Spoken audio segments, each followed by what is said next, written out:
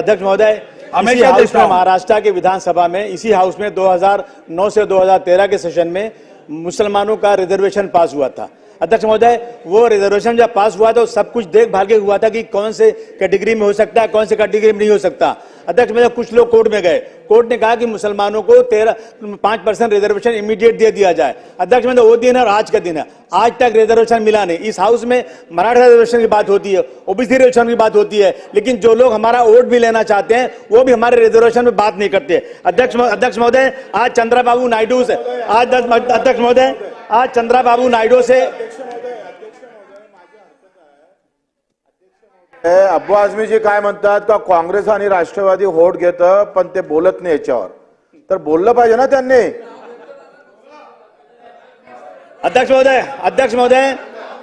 महोदय, आज चंद्रबाबू नायडू नीतीश कुमार से अलायंस है, वो बीजेपी के साथ में, वहां पे अध्यक्ष महोदय वो रिजर्वेशन दे रहे हैं। अध्यक्ष महोदय, नीतीश कुमार रिजर्वेशन दे रहे हैं सर, बिहार में रिजर्वेशन है, कर्नाटक में रिजर्वेशन है, कौन सा लॉ ऐसा है कि जो महाराष्ट्र में रिजर्वेशन नहीं दे सकता। अध्यक्ष महोदय, ये बहुत बड़ी नाइंसाफी है। मैं अब ये आखिरी दिन है अध्यक्ष महोदय, कल के बाद से खत्म हो जाएगा और नया इलेक्शन होगा। आने वाले लोगों से मैं कहना चाहता हूं, अगर आश्वासन नहीं दोगे तो फिर याद रखना ये समाज बहुत क्रोध में है। अध्यक्ष महोदय, हम ही को कातिल कहे कि दुनिया हमारा ही कत्लेआम होगा, हम ही को कातिल कहे कि दुनिया हमारा ही कत्लेआम होगा, हम ही कुएं खोदते फिरेंगे और ये पानी हम ही पे हराम होगा। अध्यक्ष महोदय, अगर यही ज़हनियत रही तो मुझे इस बात का डर है कि इस सदी में ना कोई अब्दुल हमीद होगा ना कोई अब्दुल कलाम होगा। मेरा निवेदन अध्यक्ष महोदय कि हम इस मुल्क में रहते हैं, हम इस मुल्क के डेवलपमेंट में काम करते हैं, अगर महाराष्ट्र में मुसलमानों के साथ नाइंसाफी होगी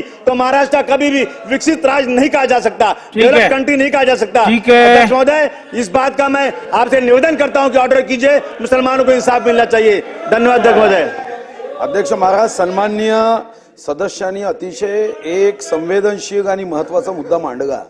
मी सन्माननीय सदस्याला हे सांगू शकतो की मुस्लिम धर्म में जो पिछड़ी जातियां है, वो पिंजारी है, बाकी है, उनको आरक्षण अभी भी मिल रहा है। अपने संविधान में पिछड़े और एक मिनट साहब, एक मिनट, संवेदनशील मुद्दा है ना।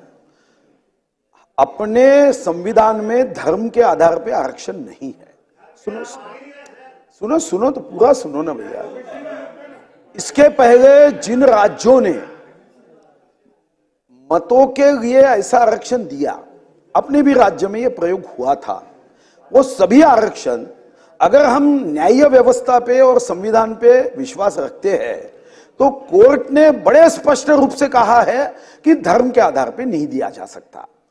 उसके बाद चाहे वो हिंदू हो, मुस्लिम हो, सिख हो, ईसाई हो, पारसी हो, भारत माता का सपूत है, हम सब भाई भाई है। इसी आधार पे इकोनॉमिकली वीकर सेक्शन को 10% जो आरक्षण दिया गया नरेंद्र मोदी जी की सरकार ने, इसका कारण वो था कि चाहे देखो आरक्षण का आपको आवश्यकता नहीं है, मगर मुस्लिम धर्म का कोई पिछड़ा व्यक्ति होगा तो वो कोई धर्म, संविधान में धर्म को आरक्षण नहीं है तो क्या पिछड़ा रहे क्या, उसको जीने का अधिकार नहीं है क्या? तो मोदी जी ने कहा हाँ, उसको भी उसकी गरीबी ये उसको बेसहारा बनाने के लिए कोई कारण नहीं बननी चाहिए, और इसलिए इकोनॉमिकली वीकर सेक्शन को भी दिया। इकोनॉमिकली वीकर सेक्शन में अभी ये 1500 रुपए की योजना है, ये कोई जात पे है क्या? कोई रास्ता बनता है कोई जात पे है क्या? जो हमने हज अनुदान को एजुकेशन में देने का निर्णय किया, मैं आपको भाई साहब बताता हूं, ये वोटों की राजनीति के चक्कर में धर्म में मत करो। हम सब एक है, भारत माता के सपूत है।